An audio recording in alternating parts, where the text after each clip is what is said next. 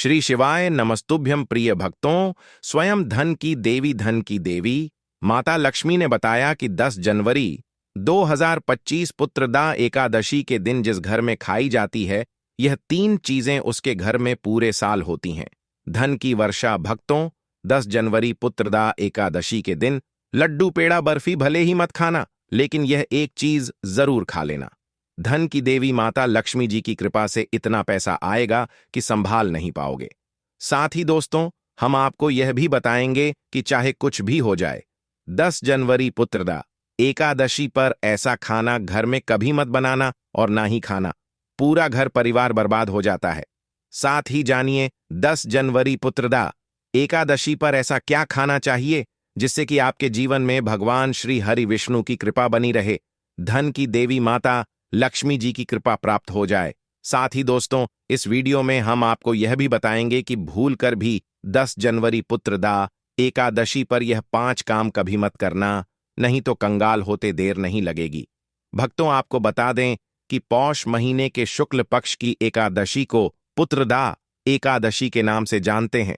यह 10 जनवरी को है, तो हिंदू धर्म पुराण के अनुसार इस पुत्रदा एकादशी संबंधी संपूर्ण जानकारी बताई जाएगी, जिस जानकारी से आपको व्रत का पूर्ण रूप से फल मिलेगा अगर आप व्रत नहीं रखे हैं। फिर भी अगर आप यह वीडियो देख लेते हैं तो बिना व्रत करें आपको एकादशी की पूर्ण रूप से फल प्राप्त होगा। मैं आप लोगों को कुछ गुप्त जानकारी भी बताऊंगा और साथ ही साथ इस वीडियो में बताऊंगा ऐसी कौन से उपाय जिस उपाय को करने के बाद धन की देवी माता लक्ष्मी जी और भगवान विष्णु जी के विशेष रूप से हमें कृपा प्राप्त होती है, हमारी गरीबी एवं दुख समाप्त होते हैं। यह सारी जानकारी पाने के लिए कम से कम आप अपना 5 से 7 मिनट का बहुमूल्य समय जरूर दीजिए। वीडियो में आगे बढ़ाने से पहले, जानक बताने से पहले सभी दर्शकों से गुजारिश करना चाहूंगा, वीडियो में आगे बढ़ने से पहले अभी तक आपने हमारे वीडियो को लाइक नहीं किए तो वीडियो को लाइक करें, चैनल द मतंग वास्तु को सब्सक्राइब जरूर कर लीजिए। देखिए, हमारे चैनल का मकसद है जनहित एवं जन कल्याण करना, तो सर्वप्रथम जानते हैं पुत्रदा एकादशी की कथा। ऐसा माना जाता है जो भी साधक सच्चे मन से एकादशी की कथा को ध्यानपूर्वक सुनते हैं तो ऐसे 30 जन्मों की गरीबी एवं जन्मों के पाप दोष मिट जाते हैं, व्यक्ति दोष रहित हो जाते हैं। फिर ऐसे व्यक्ति जीते जी सुख को भोगते हैं और मृत्यु के उपरांत मृत्यु के पक्ष भगवान विष्णु के बैकुंठ की प्राप्ति होती है। कथा ध्यान से सुनना, फिर इसके बाद और भी इसके गुण भरी जानकारी बताऊंगा। सभी लोग एकादशी व्रत रखती हैं। उस दिन नगर के किसी भी व्यक्ति या पशु पक्षी जो है अन्न नहीं खाते, यहां तक कि एक दाना भी जो पशु पक्षी हैं वह नहीं खाते करते। एक समय ऐसा हुआ कि किसी दूसरे जगह का एक व्यक्ति ने राजा के दरबार में पहुंचा और नौकरी देने की प्रार्थना करने लगा।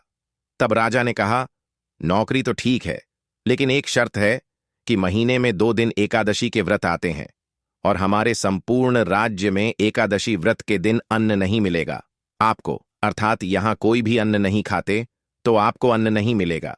राजा ने नौकरी की यह शर्त उन्हें बताई। उस व्यक्ति ने नौकरी के लिए राजा की शर्त मान ली और अगले दिन एकादशी व्रत था। उस दिन उसे अन्न नहीं मिला, उसे फलाहार की सामग्री दी गई। वह राजा के दरबार में पहुंचा और राजा जी से कहने लगे कि हे महाराज, फल से मेरा पेट नहीं भरेगा, मुझे अन्न चाहिए। यदि अन्न नहीं खाऊंगा तो मेरे प्राण निकल जाएंगे। राजा के सामने वह व्यक्ति गिरने लगा। कथा ध्यान से सुनना, ज्ञान भरी जानकारी अच्छे कथन है। इसका कथा को सुनने मात्र से आपकी गरीबी मिटेंगे। कमेंट बॉक्स में ओम नमो भगवते वासुदेवाय नमः जरूर लिखना। तो दर्शकों, राजा ने उस व्यक्ति को जो नौकरी दी, उस व्यक्ति को उनके सार्थक की याद दिलाई। फिर भी वह राजा से अन्न की मांग करने लगा। उसकी स्थिति देखकर कि राजा ने उसे अन्न देने का आदेश दिया, उसे आटा चावल दाल जितने भी अन्न पकाए जाते हैं सारे चीजों उसको दे दिए गए हैं। वह नदी के तट पर पहुंचा और सबसे पहले स्नान किया, फिर भोजन तैयार करने लगा। जब खाना बन गया तो उसने भगवान से प्रार्थना की कि भोजन तैयार है, आप भोजन ग्रहण करें। उसकी प्रार्थना सुनकर के भगवान विष्णु अपने चतुर्भुज रूप में आकर के पीले वस्त्र धारण किए हुए उनके सामने प्रकट हुए और ध्यान से सुनना, उसने प्रभु के लिए जो भोजन परोसा भगवान विष्णु ने अपने उस भक्त के साथ भोजन करने लगे। भोजन के बाद भगवान अपने लोक वापस चले गए। वह व्यक्ति अपने काम पर फिर वापस चला गया। जब फिर अगली एकादशी आई तो उसने राजा से कहा कि उसे दोगुना अन्न दिया जाए, अर्थात उस दिन जो अन्न दिए थे वह पहली एकादशी पर्व भूखा ही रह गया, क्योंकि सारे भोजन भगवान ही खा गए, क्योंकि उस दिन भगवान के साथ उसने भोजन किया था। तो अब महाराज, आज जो है मुझे 2 गुना अन्न दे दीजिए। उसकी बात सुनकर के राजा आश्चर्य हो गया। कहा कि तुम्हारी बात पर विश्वास नहीं है कि तुम्हारे साथ भगवान बैठ करके भोजन करते हैं। वह तो सब एकादशी व्रत यहां पर सब लोग रखते हैं, किसी के साथ में भोजन नहीं करते, आपके साथ में कैसे भोजन कर सकते? इस प्रकार से जो राजा है उनके मन में संदेह हुआ। लेकिन देखिए, जो राजा को भी भगवान के दर्शन की बहुत ही अभिलाषा थी, तो इस पर नौकर ने राजा से कहा कि आपको विश्वास नहीं है, भगवान मेरे साथ में भोजन करते हैं, तो आप मेरे साथ में स्वयं चल करके देख लीजिए। राजा एक पेड़ के पीछे छिप करके देखने लगा। नौकर ने हमेशा की तरह नदी में स्नान किया और भोजन तैयार किया। उसने कहा कि भगवान भोजन तैयार हैं, आप भोजन ग्रहण करें। इस बार भगवान नहीं आए। उसने कई बार पुकारा लेकिन भगवान नहीं आए। तब उसने कहा कि यदि आप नहीं आए तो वह इस नदी में कूद करके जान दे देगा। उसने फिर भगवान को पुकारा लेकिन भगवान नहीं आए, तो वह नदी में कूदने के लिए आगे बढ़ा। तभी भगवान प्रकट हो गए और उसके हाथ रो लिया है और उसके साथ में बैठ करके भगवान ने भोजन किया। उसके बाद उसे अपने विमान में बैठा लिया और अपने साथ अपने धाम को लेकर के चले गए। यह देखकर राजा को ज्ञान हुआ कि उपवास में जो नियम है इनका भी पालन करना जरूरी है। पवित्रता के साथ ही साथ मन की पवित्रता भी जरूरी है। साथ ही साथ आपको व्रत में पूर्ण रूप से व्रत का नियम का पालन करना चाहिए, तब आपको व्रत की पुनः फल प्राप्त होगा। तो आज मैं आप लोगों को पुत्र एकादशी के दिन कुछ ऐसे फल के बारे में बताऊंगा जिस फल को खाने के बाद आपको व्रत की पूर्ण रूप से फल प्राप्त होता है। साथ ही साथ अगर आप इस फल को गौ माता को खिला देते हैं, किसी ब्राह्मण को देते हैं, छोटी बच्ची को दे देते हैं, तो बिना व्रत रखे आपको एकादशी व्रत की पूर्ण रूप से फल प्राप्त होगा। जीते जी आपको यहां पर सुख मिलेंगे। मृत्यु के उपरांत आपको भगवान की कृपा प्राप्ति होगा। साथ ही साथ आपकी गरीब निर्धनता एवं जीवन में परेशान नहीं होंगे। धन की देवी माता लक्ष्मी जी की कृपा पाने के लिए अपने घर की सर्वप्रथम तो हमें अच्छी तरीके से साफ सफाई करना चाहिए। अब ऐसा क्यों करना चाहिए?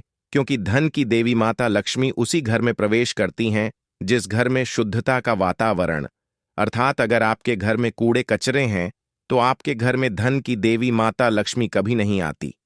देखिए, जो कूड़े कचरे कहे गए हैं नकारात्मकता का प्रतीक कहे गए हैं। देवी लक्ष्मी सकारात्मक चीजों को खोजती है। देवी लक्ष्मी की बहन जो कुल लक्ष्मी कही गए, जिसे हम दरिद्रता के नाम से जानते हैं। अगर आपके घर में देवता की एकादशी दिन कूड़े हैं, सामान है, जितने भी गंदगी चीजों को रखते हैं तब आते हैं। और अगर आप अपने घर के संपूर्ण रूप से वातावरण को साफ रखते हैं, स्वच्छ रखते, तो धन की देवी माता लक्ष्मी आपके घर में प्रवेश करती हैं। भगवान विष्णु जी के साथ में तो एक काम अवश्य करना। पुत्रदा एकादशी के दिन धन की देवी माता लक्ष्मी की विशेष रूप से कृपा पाने के लिए अपने घर की साफ सफाई जरूर करना और अपने घर में अखंड दीपक पूरी रात जरूर जलाना, क्योंकि धन की देवी माता लक्ष्मी अर्धरात्रि में प्रत्येक मनुष्य के द्वार में रस्सी की तिथि में भगवान विष्णु के साथ भ्रमण करते हुए आती हैं। तो आप भी अपने घर में यह कम जरूर करना, अखंड दीपक जलाना। इससे धन की देवी माता लक्ष्मी आपके घर में ठहर जाएंगी। ऐसा भी माना जाता है, तो सभी मनोकामना पूर्ण होती है।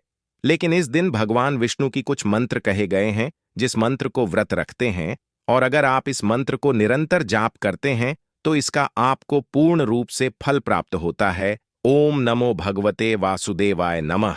यह जो मंत्र कहे गए हैं, इस मंत्र का जितना ज्यादा जाप करते हैं उतने ही ज्यादा फिर आपके अध्यात्म होता है, व्रत का पूर्ण रूप से फल प्राप्त होता है। विष्णु का पंचामृत से अभिषेक करना चाहिए। ऐसा मान्यता है कि ऐसा करने से व्यक्ति को शुभ गुण की प्राप्ति होता है।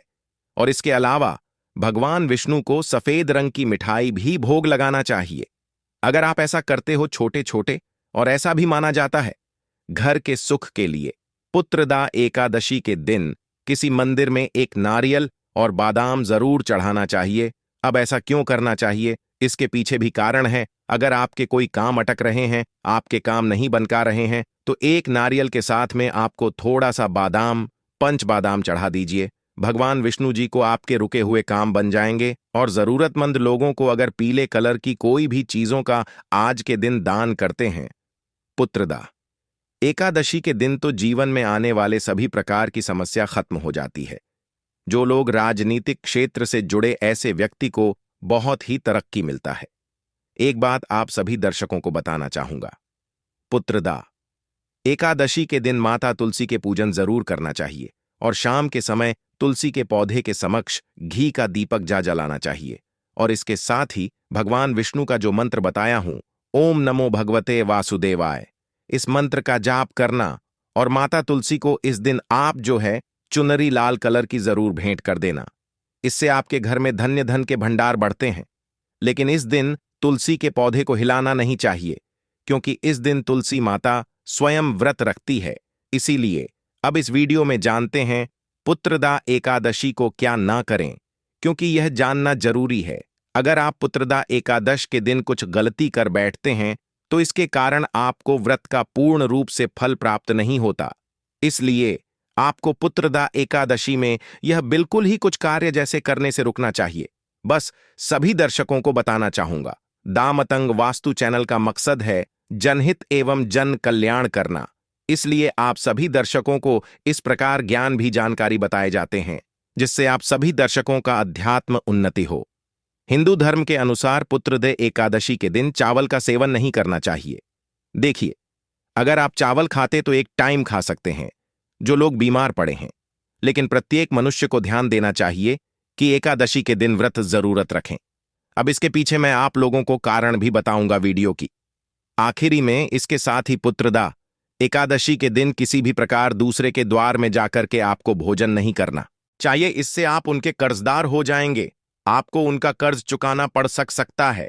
एकादशी पर मन से, वचन से, कर्म से भगवान विष्णु जी का आपको ध्यान करना चाहिए। हमारे धर्मशास्त्र कहते हैं पुत्रदा एकादशी पर ध्यान से सुनिए, कौन सा भोजन आपको अपने घर में सब्जी नहीं पकाना। अगर आप यह सब्जी पकाते हैं तो आपके व्रत खंडित भी हो सकते हैं।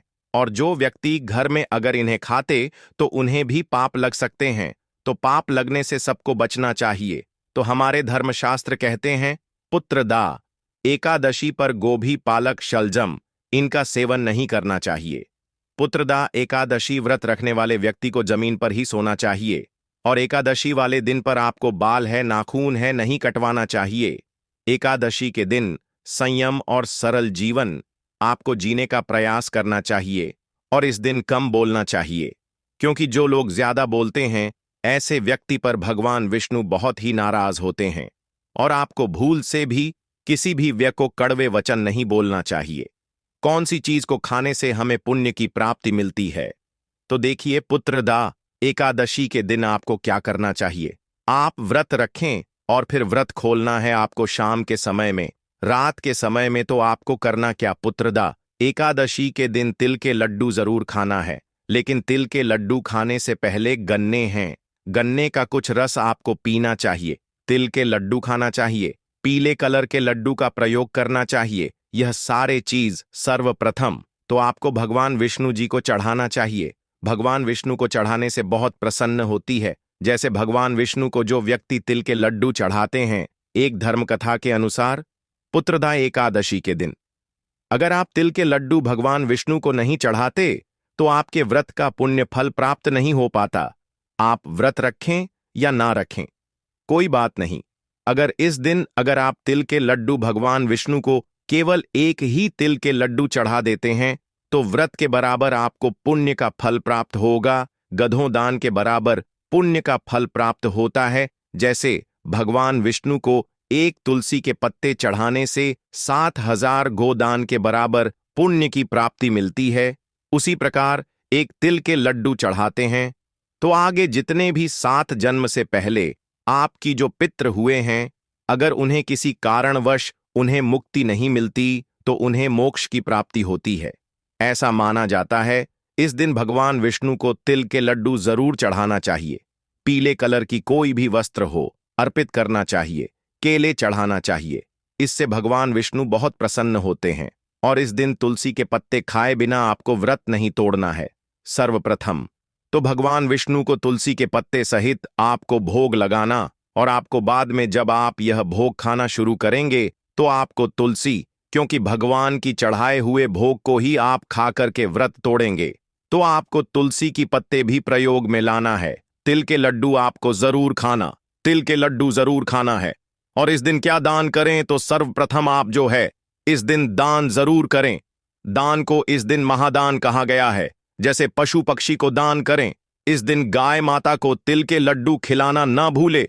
मैं वीडियो के पहले ही बताया कि आप व्रत रखें हैं या ना रखें, इससे कोई फर्क नहीं पड़ता। हमारे धर्मशास्त्र कहते हैं, अगर पुत्रदा एकादशी के दिन अगर कोई व्यक्ति सच्चे मन से पवित्र भाव के साथ अगर गौ माता को पंचतिल के लड्डू खिला देते तो ऐसे व्यक्ति का बिगड़े काम बन जाते हैं। ऐसे व्यक्ति पर लक्ष्मी प्रसन्न होते हैं। ऐसे व्यक्ति को मरने के बाद मोक्ष की प्राप्ति होती है और ऐसे व्यक्ति जीते जी सुख भोगते हैं। अंत में भगवान विष्णु जी के धाम चले जाते हैं। आप व्रत खख ना रखें, लेकिन पुत्रदा एकादशी के दिन तिल के लड्डू भगवान विष्णु जी को समर्पित कीजिए और तिल के लड्डू अब जो गौ माता को खिला दीजिए। गौ माता के शरीर में समस्त देवी देवता वास करते हैं, इसलिए ऐसा कहा गया है, तिल के लड्डू गौ माता को खिलाते हैं तो भगवान विष्णु बिना व्रत के आपको मोक्ष प्रदान कर देते हैं। हम सब व्रत क्यों रखते हैं? ताकि हमारे पुण्य बढ़े। अब लड्डू गौ माता को खिलाते हैं तो आपके पाप भी भूल जाते हैं, क्योंकि गौ माता को स्वयं भगवान कृष्ण, भगवान विष्णु जी ने कृष्ण रूप धारण करने के बाद कृष्ण अवतार में काफी सेवा किए। गौ माता की सेवा समस्त देवी देवताओं ने की है। गौ माता की सेवा को अति उत्तम सेवा कहे गए हैं, तो गौ माता को जो है तिल के लड्डू जरूर खिलाए। अब जो भगवान विष्णु जी को भोग चढ़ाने के लिए जो भोग बना करके रखे हैं, जैसे लड्डू के साथ में बहुत से लोग पूरी बनाकर कर सकते हैं। बहुत से ऐसे लोग हैं जो कि केला रखे हुए हैं, तो केला गौ माता को खिलाएं। जितने भी भगवान विष्णु को अर्पित करें वह सारे उसमें से कुछ चीज गौ माता को खिलाने से गौ माता भी प्रसन्न होंगे। अब वह खूब सारा आशीर्वाद प्रदान करेंगे, आपको धन दौलत से परिपूर्ण बनाएंगे, इसमें संदेह नहीं है।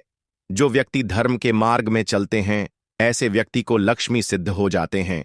जीते जी आपको सुख मिलेंगे, मरने के बाद भी आपको मोक्ष की प्राप्ति होगी।